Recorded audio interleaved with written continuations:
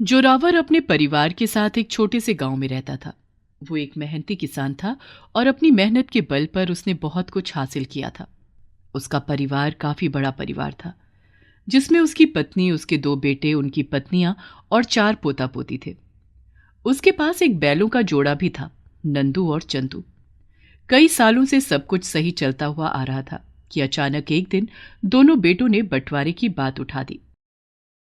मुझे तो समझ नहीं आ रहा, सब कुछ तो घर में सही है। फिर ये बंटवारे की बात किसने उठाई और क्यों उठाई? मेरी बात ध्यान से सुनो बच्चों। जब तक मुट्ठी बंद है तभी तक ही वो ताकतवर होती है, लेकिन जैसे ही वो खुल जाती है उसकी ताकत खत्म हो जाती है। मैं पूरा दिन खेतों में काम करता हूँ और घर के लिए कितने काम खत्म करता हूँ। और एक ये है साहब जी, सुबह नौकरी पर चले जाते हैं, शाम को आ जाते हैं। जरा कभी खेतों में काम करके देख तो पता चले। अगर आप खेती करते हो तो मैं भी नौकरी करता हूँ और सारा पैसा लाकर घर में देता हूँ। और अगर इतनी ही परेशानी है तो घर और जमीन बराबर बराबर बांट दो। शाबाश बेटो, इस दिन के लिए ही तुम्हें पाल पोस कर मैंने बड़ा किया था। आधा तुम ले लेना, आधा तुम ले लेना। और कभी सोचा है कि तुम्हारे गरीब माँ बाप का क्या होगा? अब 6 महीने मेरे पास रहना और 6 महीने इसके पास रहना। अगर बंटवारा हुआ तो मैं अपने हिस्से का सब कुछ बेचकर शहर चला जाऊंगा। तो मैं कौन सा गांव में रहूंगा? मैं भी अपना सब कुछ बेचकर शहर चला जाऊंगा, वहां पर काम धंधा कर लूंगा। अभी तुम दोनों गरम दिमाग के लग रहे हो। जाओ पहले शांति से बैठ जाओ। इतनी जल्दी फैसला लेने की जरूरत नहीं है। बाबूजी, आप अपने लिए 2 बीघा जमीन रखकर हमारा बंटवारा कर दो। बात बढ़ते बढ़ते पंचायत तक पहुंच गई और आखिर में फैसला हुआ कि दोनों बेटों को आधी आधी जमीन दे दी जाएगी और उसमें से 2 बीघा जमीन जोरावर और उसकी पत्नी को मिलेंगे और दोनों बैल भी जोरावर के पास होंगे। वो दोनों बेटे वहां से सब कुछ बेचकर शहर जाना चाहते थे। बरसों से जिस रिश्तों के महल को जोरावर ने जोड़ कर रखा हुआ था, वो एकदम से धराशायी हो गया। दोनों बेटे अपने हिस्से की जमीन और घर बेचकर चले गए और उनके पास 2 बीघा जमीन और 2 बैल और एक कमरे का घर। कहा था ना तुमसे कि बुढ़ापे के लिए जोड़ कर रखना। देखो, औलाद बड़ी हुई और अपना अपना हिस्सा लेकर अलग हो गई। किसी ने भी हम बूढ़े माँ बाप को पूछा तक नहीं। तू इतना घबरा क्यों रही है? मैं हूं ना। अभी इन बूढ़ी हड्डियों में बहुत दम है। और बाहर मेरे 2 बेटे भी खड़े हैं। वो मेरा साथ कभी नहीं छोड़ेंगे। 2 बैल ही तो है, वो भी तुम्हारी तरह बूढ़े हो गए हैं। अब उनमें इतना दम नहीं बचा कि वो खेतों में काम करे। बस मैं इतना जानता हूं कि सारी दुनिया मेरा साथ छोड़ देगी, लेकिन नंदू और चंदू मेरा साथ कभी नहीं छोड़ेंगे। बाहर खूंटे पर बंधे हुए नंदू और चंदू जोरावर की बात सुनकर एक दूसरे की तरफ देखते हैं। तभी जोरावर सिंह अंदर से बाहर आता है और दोनों की पीठ को थपथपाने लगता है। बुढ़ापे के लिए बेटों को भगवान से मांगते हैं, और ये देखो, मेरे दोनों बेटे छोड़कर चले गए। लेकिन मुझे तुम दोनों पर बहुत भरोसा है। कल मेरे साथ खेत में चलना है। फिर से तीनों मिलकर मेहनत करेंगे। जो तिनका तिनका बिखर गया है वो सब कुछ समेटना है। चलो बच्चों, अब तुम आराम करो। कल तीनों जाकर खेत में फिर से मेहनत और लगन के साथ काम करेंगे। जोरावर अपनी आंखों के आंसू पोंछते हुए वहां से चला जाता है। तभी नंदू और चंदू एक दूसरे की तरफ देखते हैं। आज पहली बार मालिक की आंखों में आंसू देखे हैं। अच्छा बुरा सब वक्त इनके साथ बिताया है, लेकिन आज जिस तरह ये हमारे साथ रो पड़े हैं, हे भगवान, मुझे इतनी शक्ति दे कि मैं अपने मालिक के दुखों को खत्म कर दूं। हाँ चंदू, तू सही कह रहा है। हम कभी भी अपने मालिक का साथ नहीं छोड़ेंगे। तुझे याद है जब हम बहुत छोटे थे और इस घर में आए थे, तब मालिक हमें किस तरह अपने बच्चों की तरह खिला पिलाकर बड़ा कर रहे थे। और वो पहला दिन जब उन्होंने हमें खेतों में ले जाकर काम किया, कैसे हमारे पैरों में घुंघरू बांधे और माथे पर प्यार किया। दोनों बैल आपस में बातें कर रहे थे और दोनों ही अपने मालिक को लेकर बहुत दुखी थे।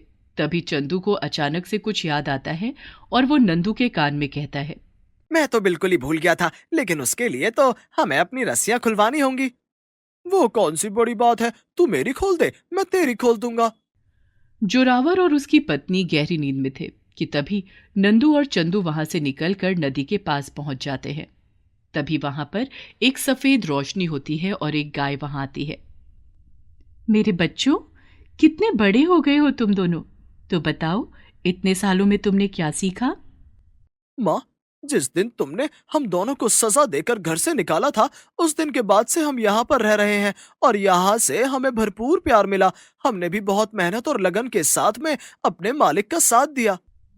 चलो, तो फिर तुम लोग घर वापस आ जाओ। नहीं माँ, जिंदगी के बहुत साल हमने अपने मालिक के साथ गुजारे हैं। अब हमारे मालिक को हमारी बहुत जरूरत है, इसलिए हम अभी नहीं आ सकते। फिर तुम लोग यहाँ क्यों आए हो? क्योंकि हर समस्या का समाधान एक माँ के पास ही होता है। माँ, हम लोग अपने मालिक की मदद करना चाहते हैं, जिसके लिए हमें तुम्हारी शक्तियों की जरूरत होगी। हमें भी अपनी तरह जादुई बना दो। तुम दोनों को अपने मालिक की परवाह करते हुए देखकर मुझे बहुत खुशी हो रही है। वो दिन भी याद आ रहा है जिस दिन तुम लोगों ने मेरी नाक में दम कर दिया था और मैंने गुस्से में तुम्हें निकाल दिया था। मेरे बच्चों, जाओ, मैं तुम्हें अपनी जादुई शक्तियां देती हूँ। अपने मालिक के सब कष्ट दूर कर दो। तभी गाय के दोनों सींगों से दिव्य रोशनी निकलती है और नंदू और चंदू के अंदर समा जाती है। दोनों वहां से गायब होकर वापस जोरावर के घर पर खड़े हो जाते हैं। अगली सुबह जोरावर सुबह सुबह ही उठ जाता है और उसकी पत्नी जोरावर को खाना बनाकर देती है और बाहर आकर नंदू और चंदू को रोटी और गुड़ देती है और प्यार से उनके सर पर हाथ फेरते हुए, मैं जानती हूं कि तुम दोनों अब इतनी मेहनत नहीं कर सकते और ना ही इनसे हो पाएगी, लेकिन इन्होंने बहुत हौसले के साथ खुद को संभाला है। तुम लोग इनका साथ देना। तभी जोरावर बाहर आता है और दोनों बैलों की रस्सी खोल उन्हें अपने साथ लेकर खेतों में पहुंच जाता है। देखो, तुम दोनों नंदू और चंदू दूर दूर तक हमारे खेत हुआ करते थे, और अब ये 2 बीघा जमीन, पता नहीं इसमें कितना अनाज उग पाएगा। नंदू और चंदू एक दूसरे को देखकर मन ही मन बात कर रहे थे। जोरावर उन दोनों को हल में लगाकर खेतों को जोतने लगता है। खेत की मिट्टी मक्खन की तरह फटाफट जुत जाती है। क्या बात है नंदू और चंदू, तुम दोनों ने तो कमाल कर दिया। मैं तो सोच रहा था कि इतने दिनों बाद हम काम पर आए हैं, पता नहीं काम होगा भी या नहीं। तभी नंदू वहां रखे हुए बीजों का थैला मुंह में दबाकर ले आता है। जोरावर उसके माथे पर हाथ फेरते हैं और खेतों में बीज बिखेर देता है। क्या हुआ? तुम दोनों क्या घर नहीं जाना चाहते? क्या तुम्हें प्यास लगी है? जोरावर उन दोनों के लिए पानी लेकर आता है, लेकिन नंदू और चंदू पानी भी नहीं पीते। वो दोनों अपने पैरों से मिट्टी को खोद रहे थे। जोरावर को कुछ शक होता है तो वो वहां पर फावड़े से मिट्टी हटाते हैं तो हैरान हो जाते हैं। वहां पर बहुत सारा धन छुपा कर रखा हुआ था। वो जल्दी जल्दी मिट्टी हटाते हैं तो देखते हैं कि वहां पर एक लाल कपड़े में बहुत सारी अशर्फियां बंधी हुई हैं। वो उन पैसों को वहां से निकाल लेता है और नंदू और चंदू के गले लगकर रोने लगता है। देख रहे हो तुम दोनों, ये तो भगवान पर चमत्कार हो गया। अब मैं अपने सारे खेत वापस ले लूंगा और हम तीनों वापस अपने इतने बड़े खेत पर ही खेती करेंगे। इन पैसों से हम अपना घर भी वापस ले लेंगे। जोरावर उस पोटली को हाथ में लेकर रोए जा रहा था कि तभी नंदू बोलता है, हम आपके साथ हैं मालिक, आप जैसा करना चाहते हो वैसा करो और किसी भी प्रकार की चिंता मत करो। हैरान मत हो मालिक, हम दोनों जादुई बैल हैं। हमारी माँ एक जादुई गाय थी। एक बार हमने गुस्से में बहुत नुकसान कर दिया, तब उन्होंने हमारी सारी शक्तियां छीन ली और हमें यहाँ छोड़ दिया। लेकिन जब हमसे आपका दुख नहीं देखा गया, तो हम अपनी माँ के पास गए और उन्होंने हमें हमारी सारी शक्तियां वापस लौटा दी।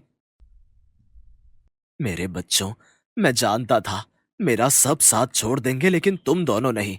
इन पैसों से मैं अपने सारे खेत और घर वापस ले लूंगा। तीनों खुशी खुशी घर आ जाते हैं। जोरावर अपनी पत्नी को सारी बातें बता देता है। उसके बाद जोरावर उन अशर्फियों से पैसे ले आता है और जिन जिन को उनके बेटों ने जमीन दी थी और घर बेचे थे, उन लोगों को ऊंचे दाम देकर वो अपने घर जमीन छुड़वा लेता है। देखते ही देखते 6 महीने निकल जाते हैं। अब जोरावर पहले से भी ज्यादा अमीर हो गया था। तभी एक दिन उसके दोनों बेटे अपने परिवार के साथ वहां आते हैं और अपने बाबूजी और माँ के वापस उतने ही ठाठ देखकर, बाबूजी, हमसे गलती हो गई। अब समझ में आ गया है कि हम लोगों का इकट्ठा रहने में ही फायदा था। हाँ हाँ बाबूजी, हम लोग अब वापस आ गए हैं और साथ में ही रहेंगे। तभी जोरावर की पत्नी आकर बोलती है, वाह मेरे बच्चों वाह, इतनी जल्दी तो गिरगिट भी अपना रंग नहीं बदलता जितनी जल्दी तुम दोनों ने बदला है।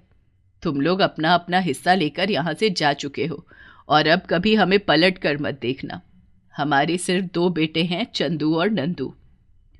कड़े शब्दों में अपनी माँ की बात सुनकर वो लोग शर्मिंदा होते हैं।